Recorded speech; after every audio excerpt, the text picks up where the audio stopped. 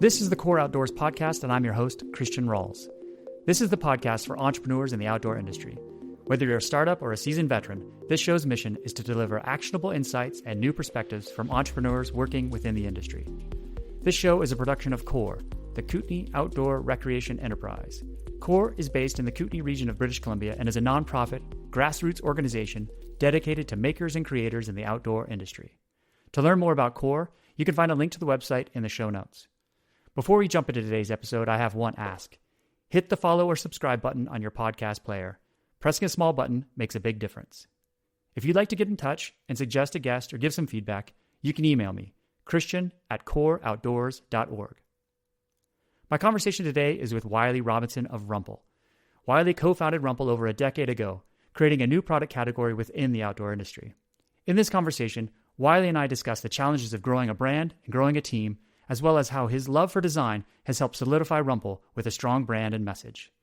We recorded this conversation in late November, just a couple of weeks after Wylie made the big change of stepping down as CEO and bringing in Josh Simpson to run the day-to-day of the business. If you'd like to hear Wylie and Josh discuss these changes together, the Rockfight podcast recently released an interview with both of them. There's a link to that episode in the show notes. All right, let's get to my conversation with Wylie Robinson.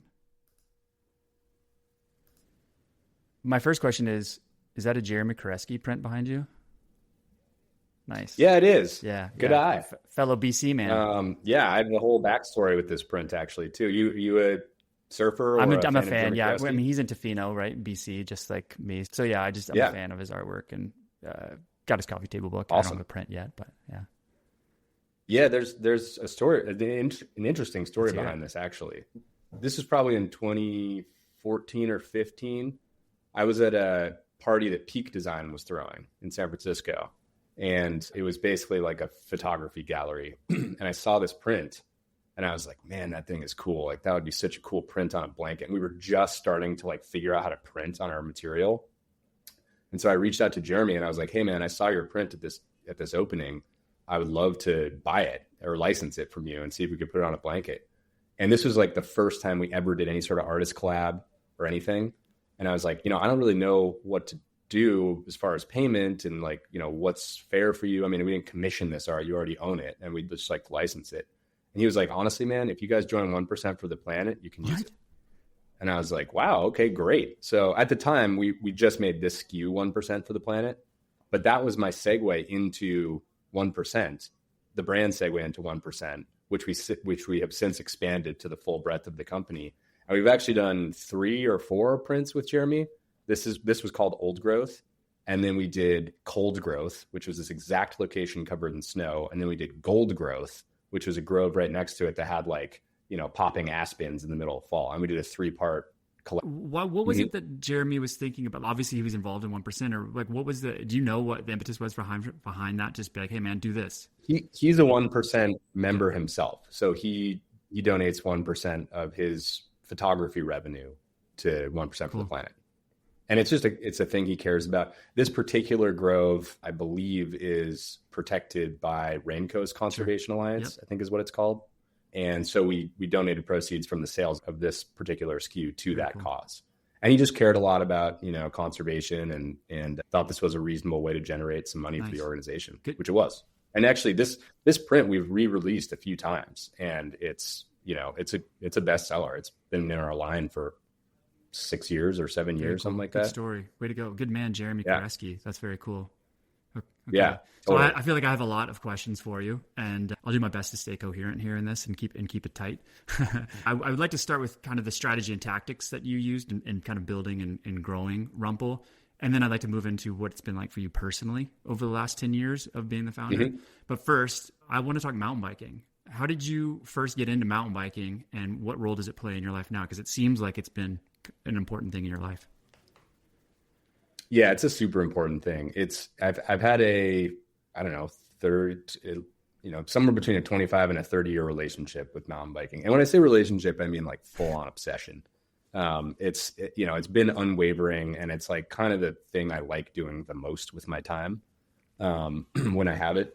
And let's see, I first got into it probably in like 4th grade or so, and just with a bunch of friends. And honestly, the catalyst for it was So we were all into action sports. We grew up in California, and we were into skateboarding and skiing and surfing, and just, in general, action sports in the 90s were like really going off. And there was this character in mountain biking that we found named Shawn Palmer. And he's like, this action sport, multi-sport guy that is just this badass dude. And he's like this total punk rock guy covered in tattoos. And we just thought he was really cool. And honestly, that's pretty much what got us into mountain biking. It wasn't his snowboarding? It was cool. No, it was his mountain biking. We saw we had seen mountain biking, but at the time it was all skin suits and, Lycra, and he's just like sort of serious. And he came with this like motocross gear look, and we just thought it looked cool. And he had this total like punk rock attitude, and we thought it was really cool. And so, this is 8-9-year-old kids just trying to emulate this cool guy.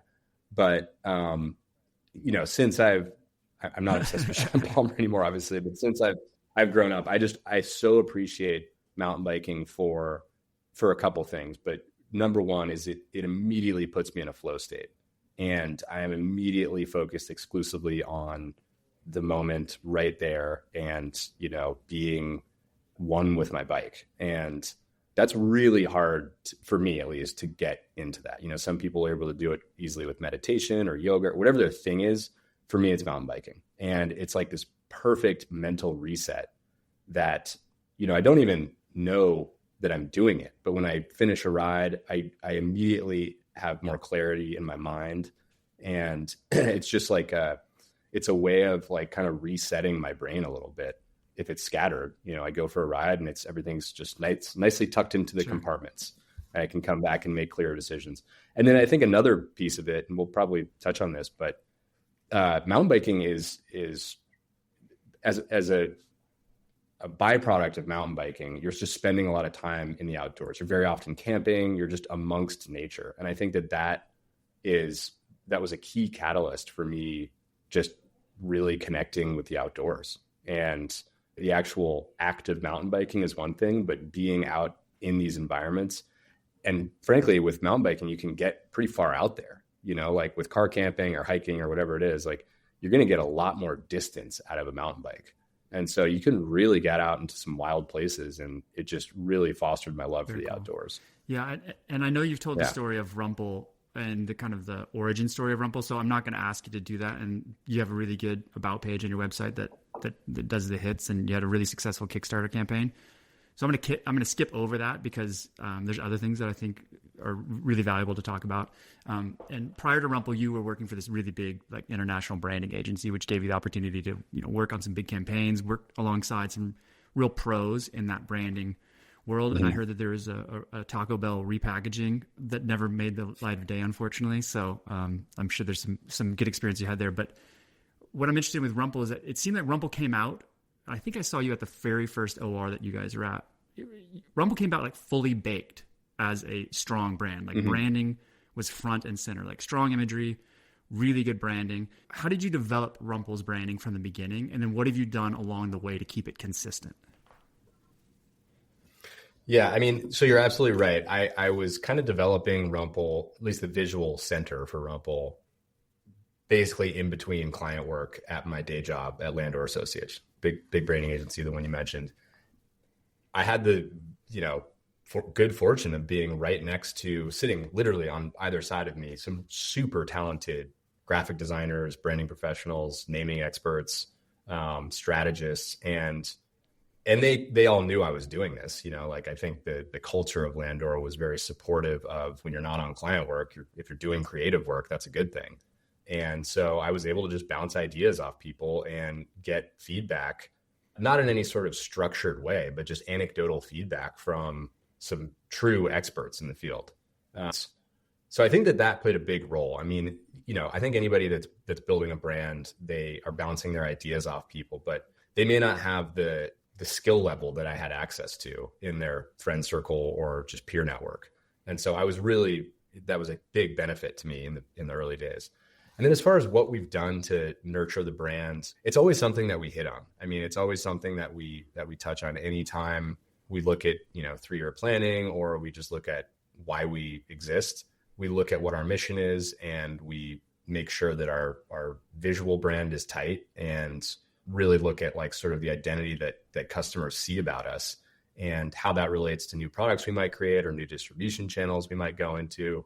And so it's just always front of mind. And I think that any company founder is going to have a big weight on the culture.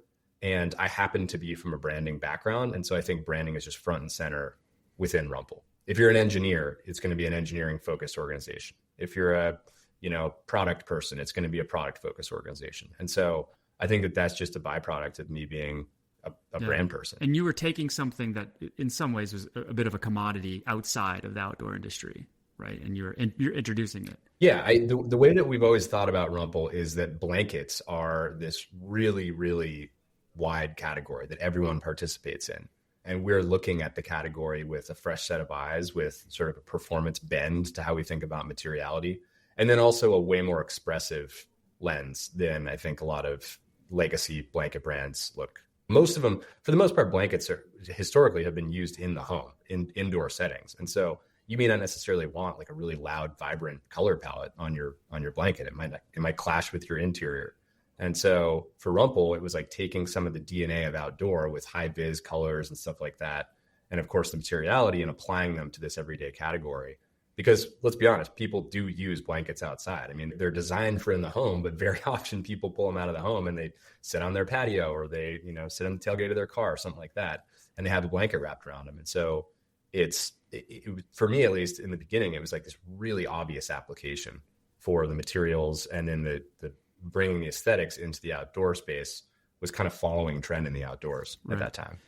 Imagery is something that's been really strong for Rumpl. I mean, I specifically remember seeing it's funny because I went back and revisited your Kickstarter page in preparation for this. Mm-hmm. And I remember watching that video when it went live, and you have the opening thumbnail is this image that is burned into my mind because it's such a strong branding image. It's the back of everybody who's listening should go check it out.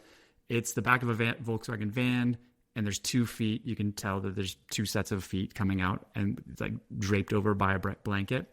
And to me, that was like synonymous of like strong branding. Like you nailed it from out of the gate. So congrats with that. It's still stuck in my brain. You were able to build Rumpl alongside the growth of the, imagery like Instagram and kind of just the sharing images widely. What have been the upsides and the downsides of being able to kind of ride that wave of an image-based social media? That's a really good question. I mean, the upsides have been that we've leveraged the community to capture content, especially in the early days when the platform was just kind of getting off the ground. We were able to reach out to aspiring photographers and say, hey, we have this brand page with, 5,000 followers or something on it. We'd like to share your imagery. We'll send you product and you can shoot our imagery and we'll share it and you can get exposure for it. And at the time, it was like all sort of trade conversations. We traded exposure in exchange for product. And that was like kind of the Wild West of Instagram. And we were so fortunate that we were able to do that. So we rode that trend. I mean, the Instagram photographer is, a 1 decade old, basically phenomenon. And we were able to participate in that from day one.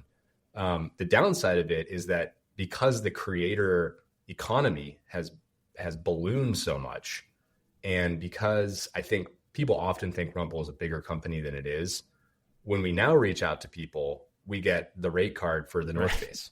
And so the downside is that your content engine it's just changed a lot. It's become way more expensive for us.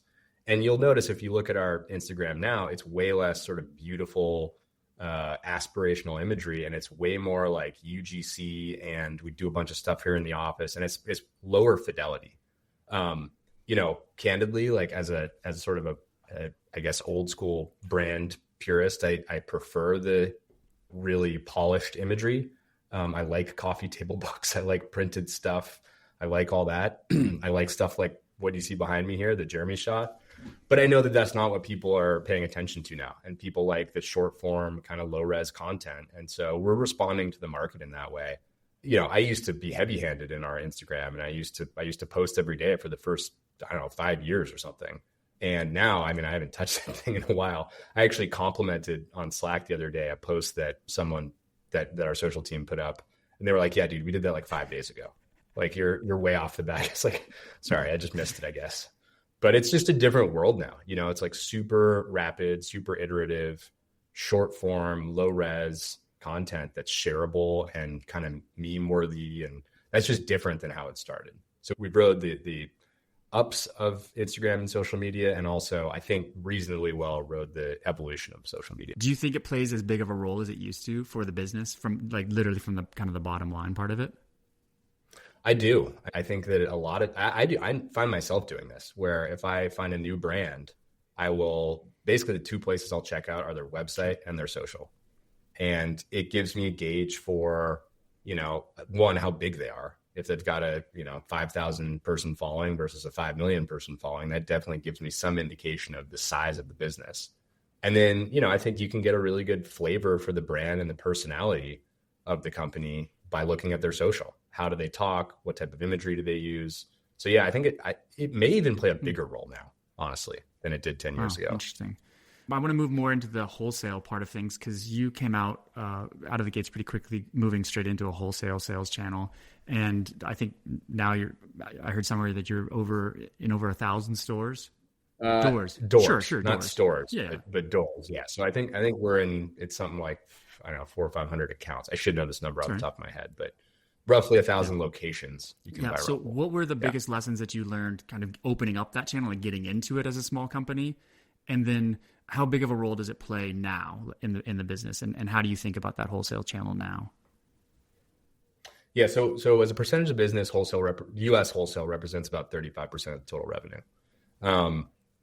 We actually, this is going to be a bit of a long-winded story, but we actually didn't get into wholesale right away.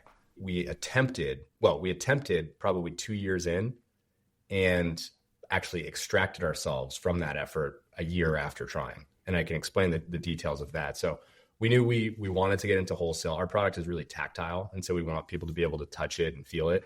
And then you kind of get it, what the use case is. And so we wanted to be available in person for people to touch and try.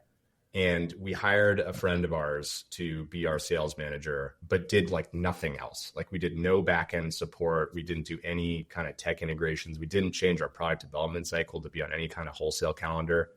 And our friend, he got us all repped out across the country, but we had no systems or process in place. And so reps were like sending us cell phone pictures of their order form with terms we didn't agree to. Every account was kind of getting its own different deal.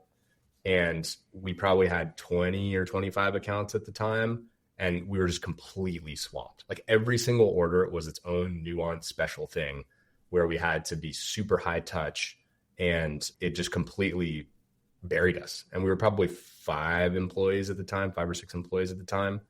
And it was like the whole team was sort of hodgepodging together the work needed to get orders out the door.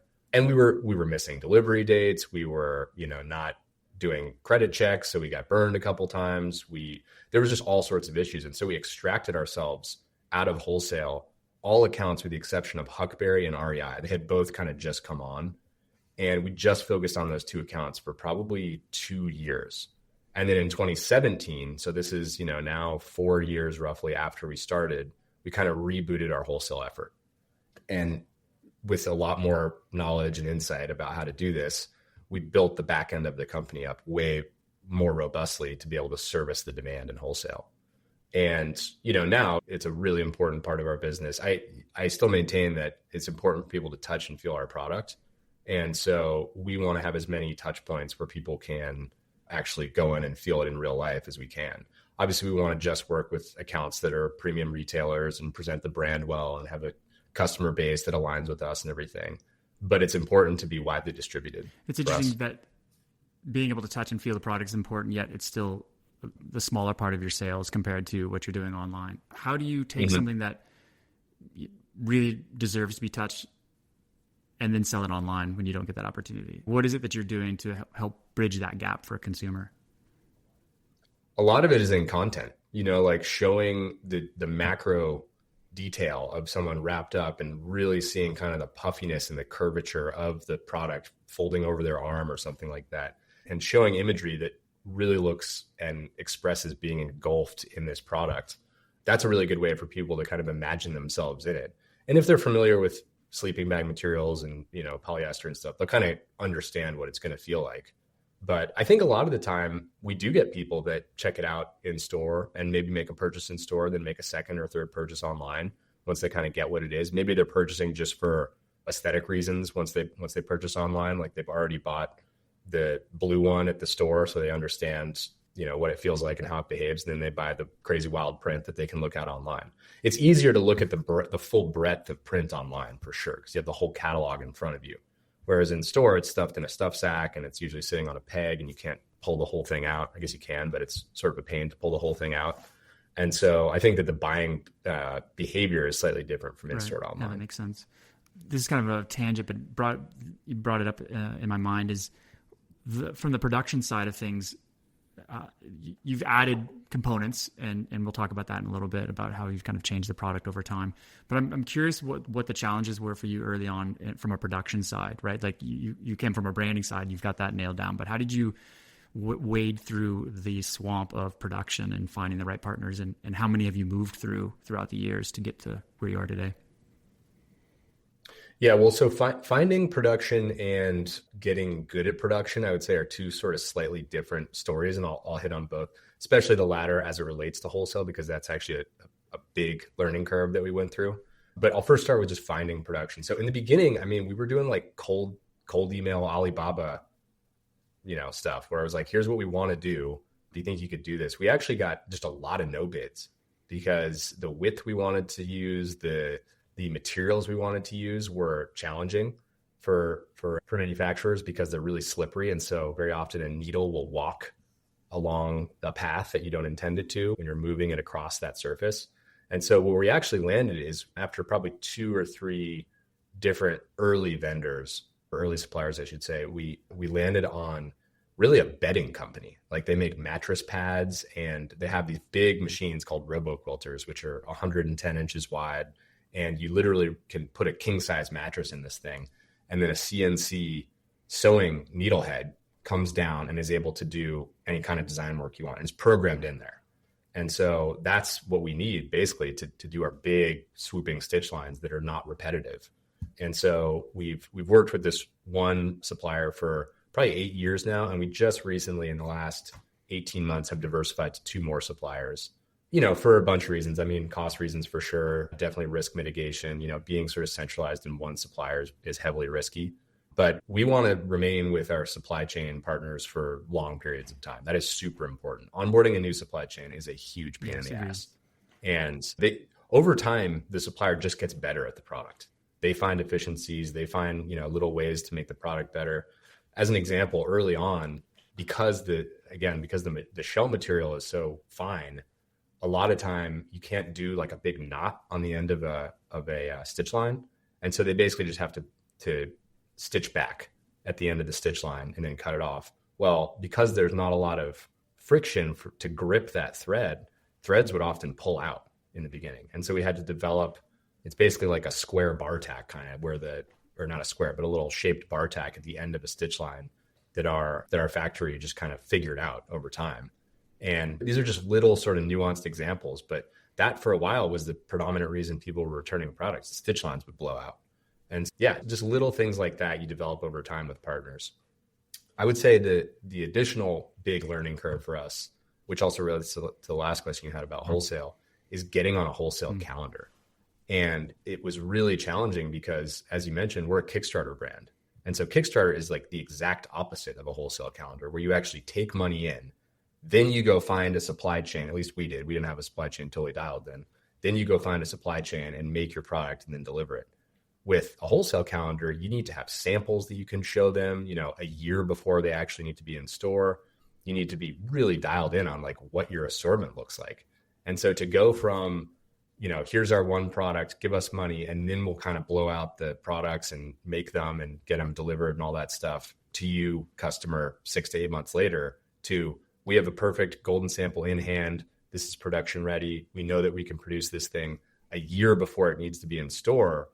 There's just like a lot of catch up you have to do every season. You just try to shave months off of that production timeline and move it further ahead into the calendar season over season. And there were definitely some hiccups there. I mean, we had plenty of times where we delivered product late, or we had to air freight it, or all sorts of things just to make sure we weren't getting chargebacks or put in bad graces with the retailers that we cared about. So that was, I would say, one of the biggest learning curves of Rumpl in its first 5 years. And I said a second ago that you were kind of the first mover in that category in the outdoor. And I'm curious because inevitably the copycats come out, and you've actually had some of your retailers, some people, you sell Rumpl to some retailers who actually have a competing product. How have you dealt with, I don't even know if they're not copycats, but just, the people kind of following in your wake? And I'm sure that Rumpl is still the market leader in it, but how have you dealt with, and probably early on, it was probably harder than it is now, but how did you deal with the copycats mentally and from a business perspective?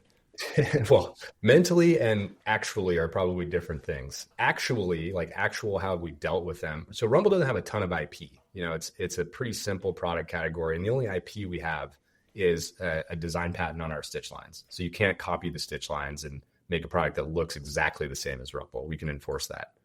But other than that, you can take, 2 pieces of nylon or 2 pieces of polyester and sandwich some insulation in between it and make an outdoor blanket. That's totally fine for someone to do. It's fair competition. And there are a lot of those that have come out, especially on Amazon and direct from factory.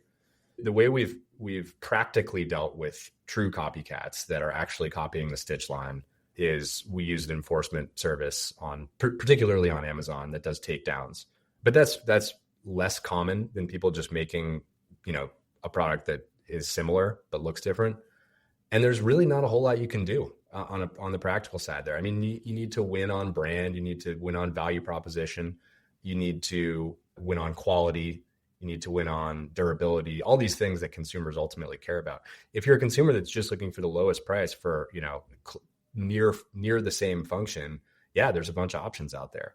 But the same can be said for puffy jackets. I mean, if you want a really nice puffy jacket, you go to one of the top brands. If you want a really crappy one, you can probably go and right off Amazon. And so it's just a choice consumers have to make. I would say generally, the category growing is good for Rumpl. As you mentioned, we are the clear market leader. We have about 60% market share in the category. And so as the category grows, we typically experience the tailwinds of that. Your second question on the emotional level, I mean, it sucks, I don't know how else to say it. I wouldn't say it.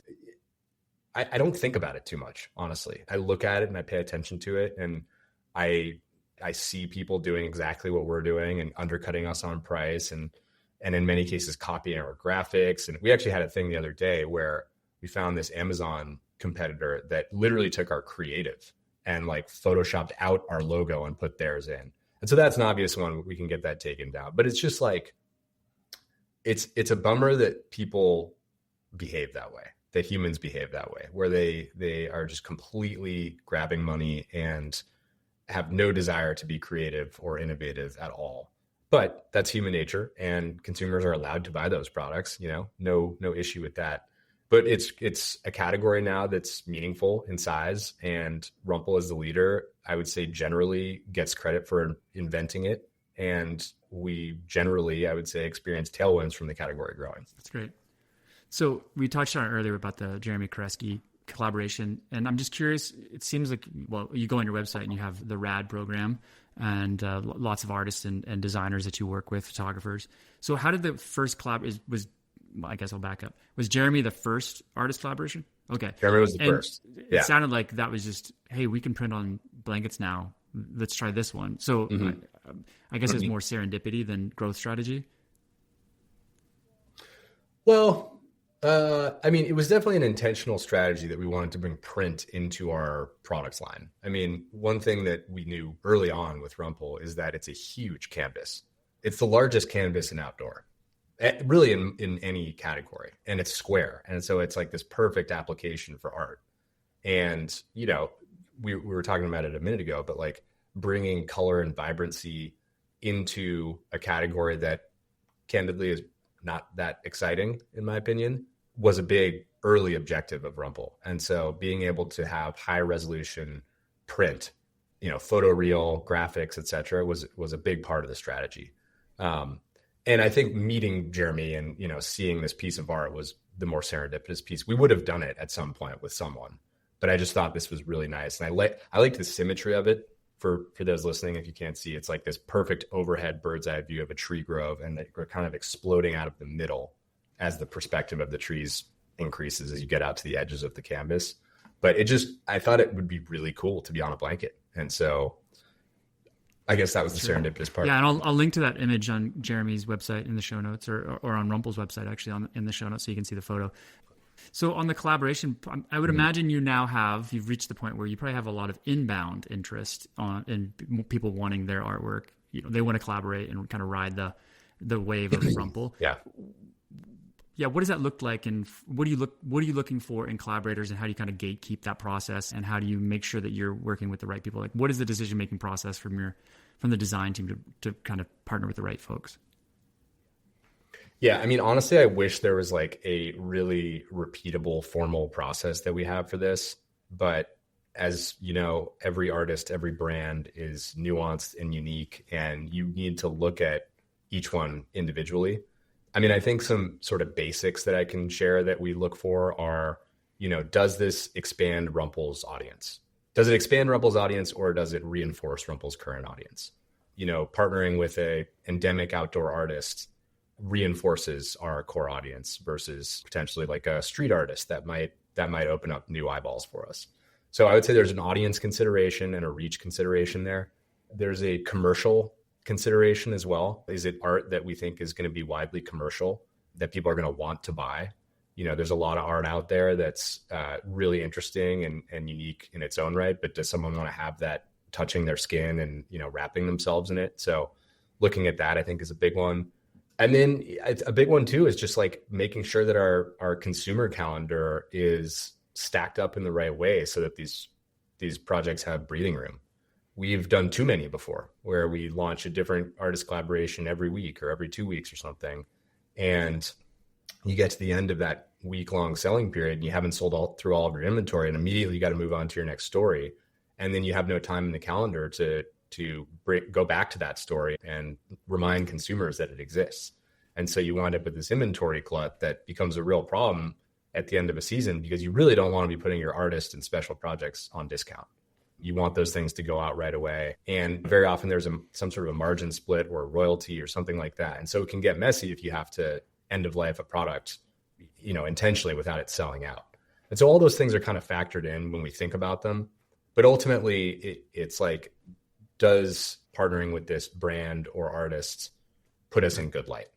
Do we like what this other entity stands for? Or do we want to be associated with that? So moving to kind of away from the strategy and tactics, I mean, I guess it's all strategy and tactics in some way, but more of like how you've dealt with things personally and as the leader, and you've grown the team. How many are on your team right now? We're actually smaller than we were at our peak. We're only 25 now. Okay, but you peaked at what? How many people did you? We peaked at about 40 so in 22. Regardless, running a team of 25, everything's relative. That's still a lot of people you've got to manage, and bumping all the way up to 40. That's a lot of people too.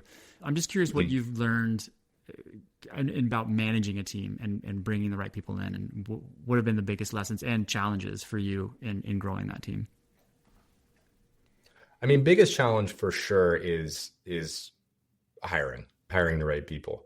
Not the actual like act of getting someone interested in coming here and willing to leave their current job to come here, but hiring people that are going to gel well with the current team and add value and complement others that are on the team. In many ways, when you're in a big company and you have like a really clearly defined narrow scope for each role, it's kind of easier. You can put in all sorts of different types of people. And as long as they do that job, they're good.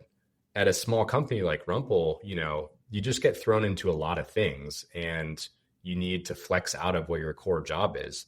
And if you're not really, if you don't gel well with the other people around you, it's going to just create a lot of friction. Before we got on this call, we were dealing with a tech issue here in the office. Our internet was down, and just kind of working with a few people to get it figured out. And like, that's something that you want to be doing, those little nuanced micro things that happen all the time with people that you connect with and that you're able to communicate well with and all that. So I've definitely brought people into the company that, good intentions, of course, and they come in with a great resume and they absolutely can do the job that they're hired for on paper. But the job at Rumpl very often evolves and expands and just changes because of the nature of us being small. And so it's the person's ability to adapt to changes and do it in a way that's graceful and supportive of the others around them. That's really important. It's like you're building a little band, you're building a team or something, and you all need to be able to play together. And it doesn't matter if you've got, 10 all-stars. If they can't play together, they're not going to be a good team.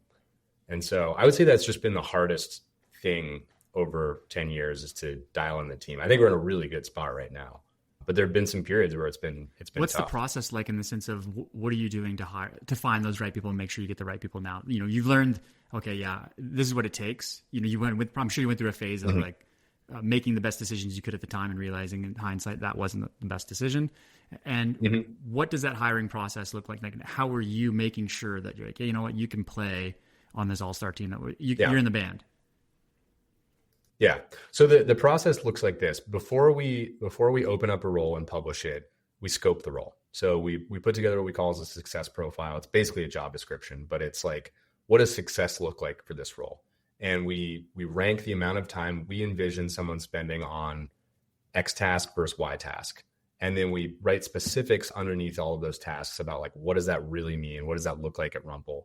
Then once we have that success profile dialed, we do a market comp assessment and figure out where we want to target comp for that role. We obviously flow that comp through our financial model, make sure that it works out and everything pencils. And then we publish the role. And from there, we go through a process where, Rumpl is really fortunate in that it's a cool brand and we get a lot of inbound interest, to work here. And so we'll get, 200-300 resumes sometimes for entry-level roles and senior roles.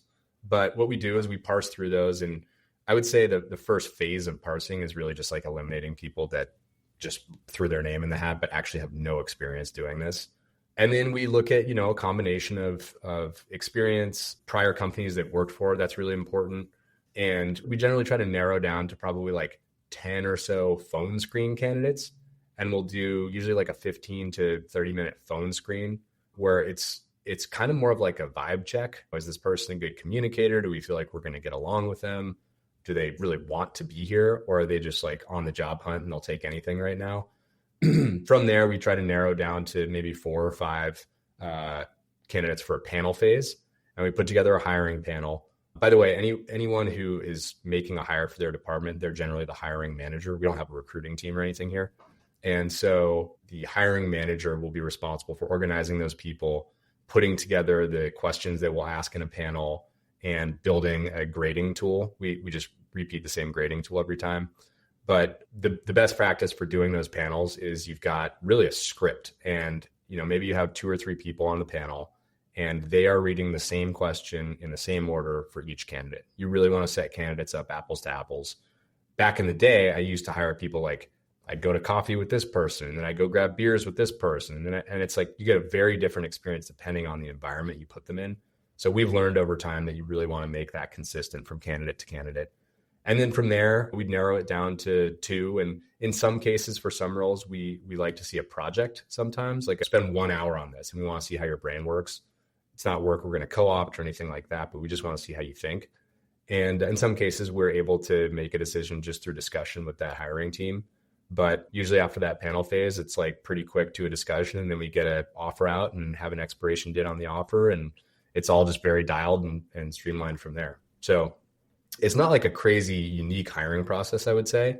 But I think more now than in the past, I'm focused on really thinking about, is this person going to connect with the current team? There have been hires I've made where I have maybe a predisposition about how I want this person to behave or how I want them to show up. And I think that, if they're this way, then our culture will kind of adapt around them and it'll bring this positive thing into the culture. And that just really doesn't work. It's way better, I think, to bring someone in that's going to be able to see the existing culture that is there, bolt into it, adapt into it, potentially bring their flavor into the culture and evolve it in that way. But if you immediately recognize that someone's going to be a point of friction in the culture, that's usually a red flag for me. No, I think those are good. Those are good things for people to hear, right? As people are growing their own businesses, because it's the idea of going to coffee with these people and going for beers for that one. That is in hindsight, you hire the beer person, of course. and it, it's one of those things that from the outside, like, yeah, that makes sense now that you say it. But it's a very honest mistake, or not a mistake. It's a very honest way to go about doing things, and I can see it.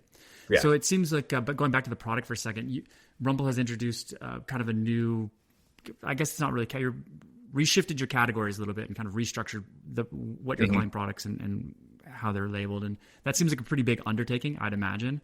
So I'm interested in knowing, first of all, like, what was the need that drove to doing that, and then what does that look like internally? Thinking about, we talked about earlier the wholesale cycle. I mean, that must have been pretty massive lead time, and then how do you roll that out, and what does that set the ground for going forward? Like, are there new things that are coming because of this restructure?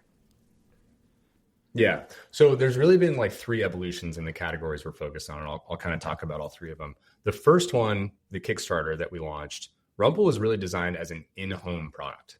It was designed as a replacement comforter or replacement blanket for the comforter on your bed. And my co-founder and I happened to like outdoor materials and sleeping bags. And so we just wanted those materials touching our bodies in our bed.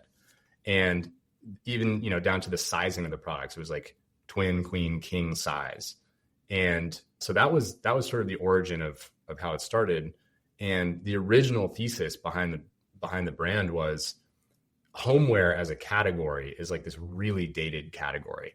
And Rumpl had this point of view where we could take performance materials and apply them to these everyday items that really haven't undergone any sort of update in like decades or hundreds of years. And the thought was we could do blankets, obviously, but bedding, sheets, towels, robes, slippers, like all sorts of home goods, soft lines with a performance fabric bend. And that was the thesis. Very quickly, we just became an outdoor brand with the way we were shooting content and how our brand was kind of positioned and the way people were using the product. It was so clearly an outdoor use case that we really focused on just an outdoor blanket business. And the thought there was that, we can create varying degrees of technicality in these things. Some of them would be better suited for having a glass of wine on your patio, and some would be better suited for, sleeping on a bivy ledge.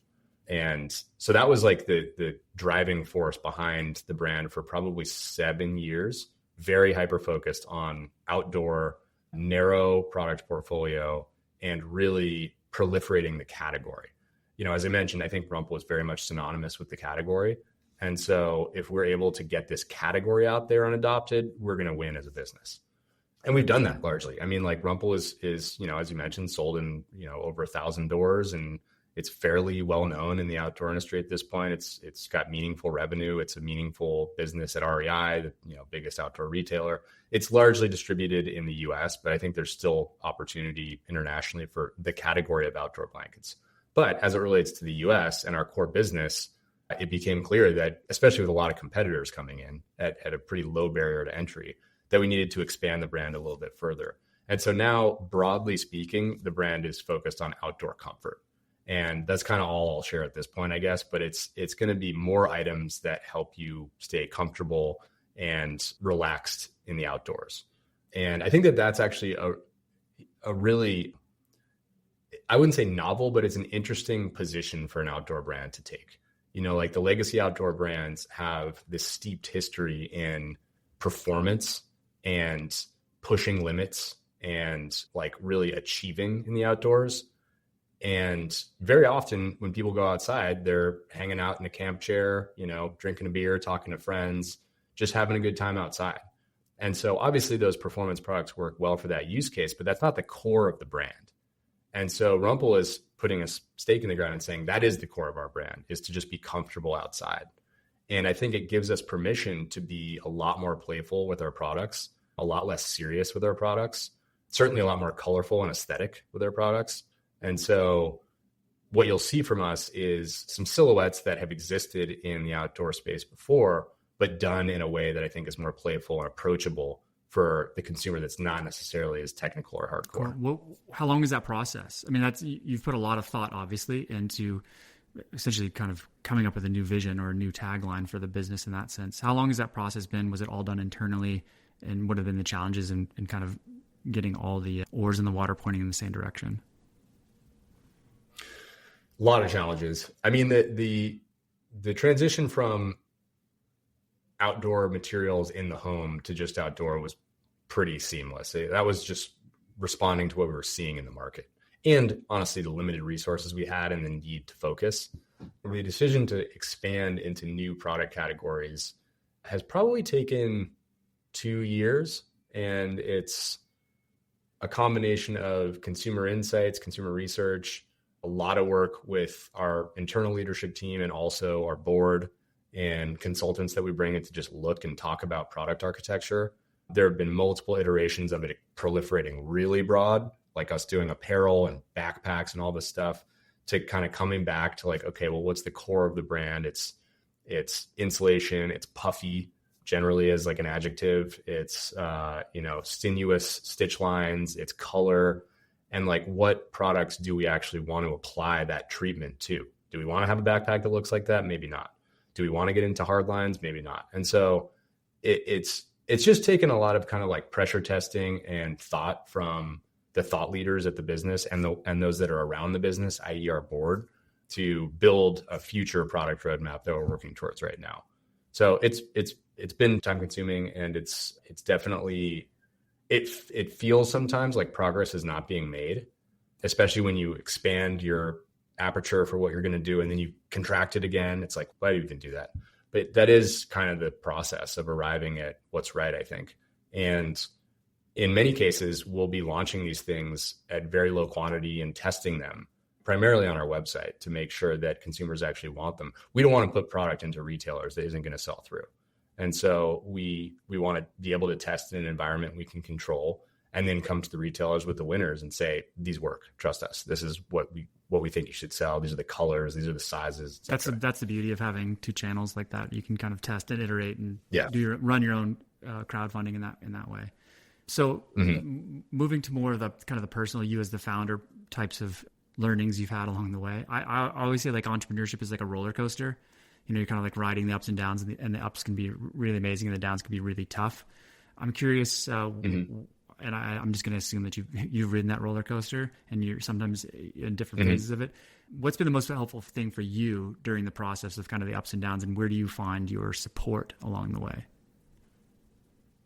I think the most important thing is just always remembering to take perspective of where you are. And I call very often on external people. I have a coach that I've been working with for many years. I speak to our board members a lot, all of which have really amazing perspective and are able to zoom me out so that I'm not like thinking about specific tactics or employees even that are, challenging at the time, and really think about the bigger picture and kind of where we are and what's been built. And that just pulls me out of the weeds. So I think that zooming out is the most important thing that you can do to kind of reset.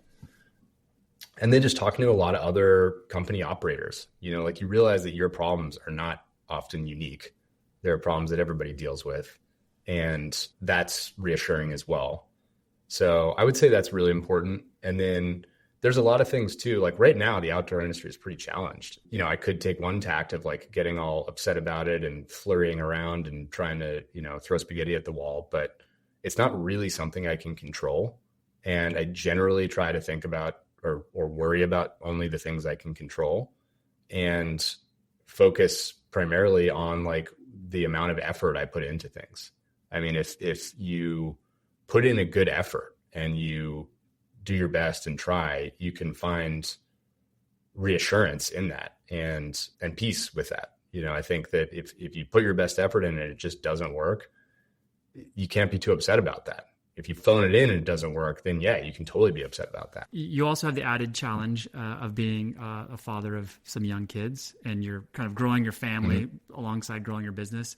And growing a business is hard enough. And, then raising kids, being a dad is challenging too. And the comedian Jim Gaffigan has a line about having a big family. It's like you're treading water. Somebody asked what it's like having 5 or 6 kids, and it's like you're treading water and somebody throws you a baby. And I think that's sometimes what it is when you're running a business. You're like treading water, and then somebody's like, here, raise these 2 kids at the same time. What have been the challenges for you, and like how do you navigate sometimes balance isn't the right word, but how do you navigate going between, wanting to be a very present and with it partner and father, and also being, part of growing your team and growing the business? It really is balance, actually. I think that's a pretty good word. I mean, it's allowing yourself to care about both things. And it's hard to do. It takes a lot of juggling. And, in my case, I have a great partner that's able to help. And she's also got a very full-time job, but we just work together, and, we have a shared goal of making sure that we're there for the kids as much as we can. And you just need to be really diligent about, it's kid time, it's dad time right now. I can't be looking at my phone. I can't be doing work emails, whatever. And then when you're at work, you plug in and that's what you're focused on. Obviously the kids always take priority. If my kid is sick or something like that, like, I'm not going to try to work. I need to take care of my kid. But it's really just trying to balance those two things. And I don't think I have any secret answer to this. I mean, I'm definitely learning. My kids are 3 and 5, so I'm very new to this. So I don't necessarily want to come off as giving advice or anything here, because I'm certainly not the person to be giving advice on parenting. But it's really just a balance. It's a new major responsibility that intersects your life, and you just need to run with it. I think it's an important topic that doesn't get talked about enough in business conversations. Is we talk about personal growth or things like that, but we don't necessarily talk about parenting a lot. And obviously parenting doesn't apply to everybody. I understand that. But I think it's an important one. Right. And so, to talk about it and to have some strategies and get some help with it is always helpful. So no, thanks for sharing that. I appreciate it. In a previous conversation, you and I had, in lead up to this, into this recording, you mentioned this idea of building a kingdom that's hard to escape. And I stopped you with that. I was like, don't say anymore. Let's hold that. That's a good thought. I'm really curious about what you meant by that and what the feelings that come up when you say that. Yeah, it was in relation to when I talk to a lot of people that think that entrepreneurship and being a company founder is this big unlock to freedom. You can control your day and you can control your time and all this stuff. And yes, that is true to some extent. I mean, if I want to go to a dentist appointment or go work out or something like that, I can do that. I don't need to get approval from anybody. But the analogy I was giving when we spoke is that when you're a company founder or a CEO, let's say your business is like a house, and you walk in the house every day, and you as the founder and CEO can go into any room in the house and do whatever you want in the house for the most part. If you're somebody that is an individual contributor, you might only be able to be in one room of that house. But at the end of the day, you get to leave that house and you get to go home to your other house. But as the founder, you kind of can't leave the house. If I wanted to just do a career shift right now, if I wanted to go live somewhere abroad with my young family, because now's a great time to do it, you can't do it. And so you don't have that freedom. So you get these little micro pockets of freedom where you can control the hours of your day. But if you want to make big life changes, if you want to move somewhere, if you want to travel for a year, if you want to completely change the trajectory of your career, it's very, very difficult to do that if you've started a company that has other people that, depend on you and work for the company. So I think it's a little bit of a fallacy that being an entrepreneur unlocks this freedom in you, in the true sense of the word. Yeah. On that note, by the time that this podcast will be released, you will have announced that you've brought somebody in to help you, hopefully get chances to escape the house or the kingdom every once in a while. So talk to me about what led to, I can only imagine, but I'd like to hear from you, what led to that decision of, I need to find somebody to kind of come alongside me and help lead this business. What was the decision-making process like to get to that point? And then what did you go through to find that person? Because I'd imagine that is probably the most important hire you have ever made and maybe will ever make. Mm-hmm. Yeah. So I hired a GM, general manager. He started 2 weeks ago. His name is Josh Simpson.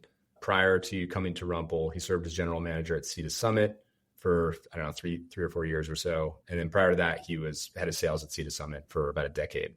He's also served as general manager of Snow Peak's Campfield facility that they have out here in Washington. He's 2 weeks in, but so far it's going great. And I can tell that he orients towards action, which I do as well, which is really important to me. He gets shit done. He gets his hands in the weeds of the business. He's, meeting with everybody top to bottom at the organization and really wants to know what they do and how he can be helpful to them and unlock new potential in them and in the brand.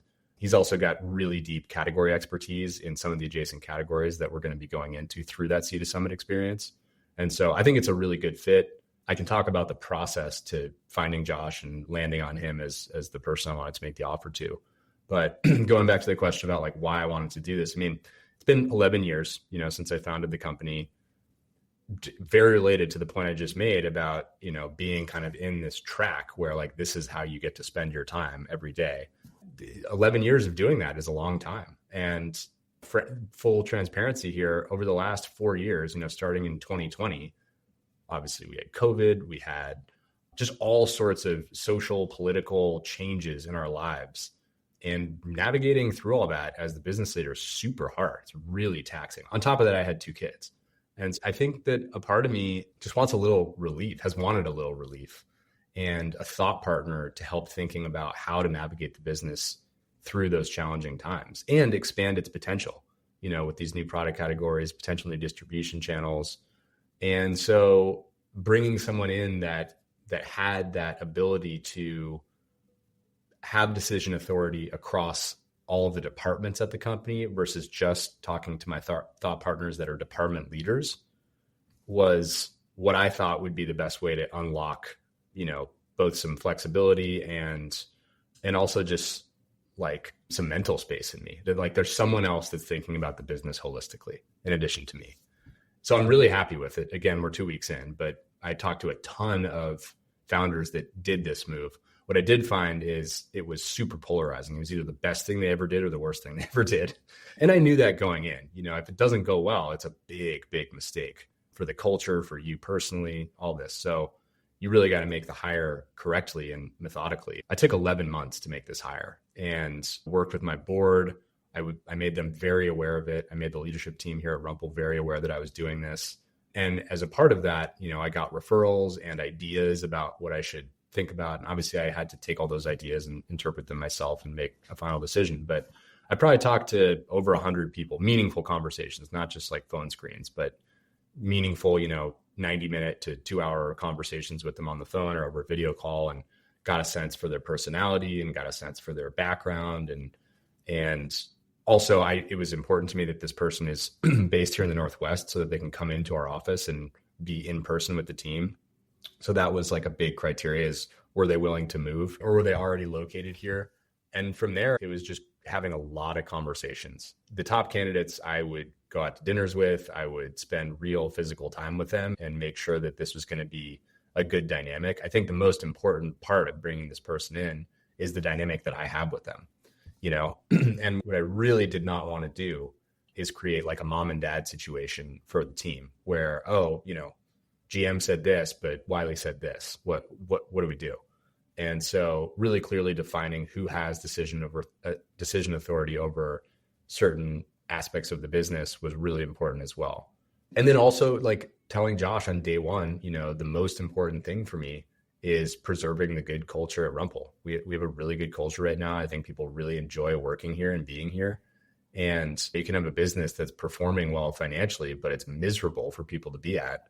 And that's not what I want. I mean, I want a place that people enjoy working at and we're doing well financially.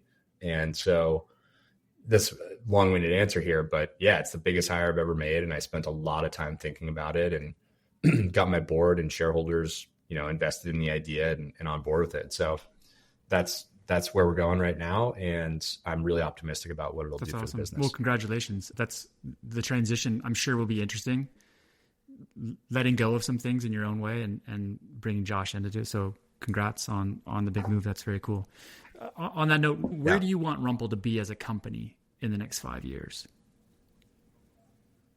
It's a really good question. I mean, I want Rumpl to maintain its authenticity above all else. And I know that that's a word just thrown out there, but because our category, at least blankets, is so broad, I mean, everybody uses a blanket. Everybody spends some time outside. They might not be outdoorsy, but they spend some time outside. There's application for our product in a whole ton of different communities and people. And I want to make sure that the brand is true to its roots and looks and feels like its core consumers expect it to. What we make, we're gonna launch a lot of new products over the next 3 to 5 years, and some of them will work and some of them probably won't work. So I hope that the product portfolio expands. I hope that we unlock some new distribution and new consumer segments through some of these new products. And ultimately, I'd like to see the business scale out of its kind of tweener size that it's been in for 3 or 4 years now, where, our margins are thin at the moment. I mean, to have a 25 person team at roughly a $25 million run rate, like there's not a lot of profit baked in there. And so I hope that we get to a place where we're able to have more cash in the business to experiment and innovate and try new things. And I think that can really only happen when you kind of scale out of this tweener stage, as I mentioned. And it's really hard to do. And that's another reason why I think bringing in a GM with that experience was really important for me, to just kind of help me navigate the next 3 to 5 years. And so big picture, I hope the business is larger from a financial standpoint. I hope we've reached new consumers. I hope we've successfully launched new product categories, and we're maintaining the core authenticity of what we stand for today. How do you want to grow and change as the CEO in the next 5 years? That's a really good question. I would like to be able to get a little bit more outside of the business. I'm very much behind the business in the day-to-day. I'd like to visit more of our customers. I'd like to be in market more. I'd like to give back to the community more. I'd like to potentially serve on some boards. I'd like to participate in the outdoor industry more broadly than just solely within the Rumpl context. And I think if I can do that, then that's going to be a big win for integrating Josh into the business also. Cool. There are going to be lots of opportunities, I'm sure, for you to be able to participate in the outdoor industry, the greater whole, as you gain time. You've got a lot to offer, so it's very cool. And I hope that for you. Thanks. If you could go back and give yourself advice, kind of day one advice, what would you say to yourself starting over? I would listen a lot more closely to my instincts.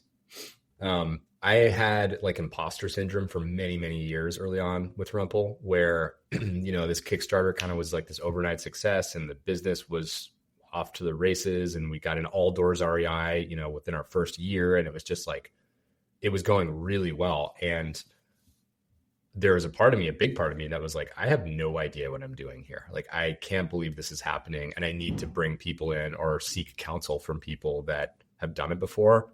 And as I look back on that, obviously I talked to many people that were very helpful and gave great advice, but I think a lot of where we started the business was directionally right.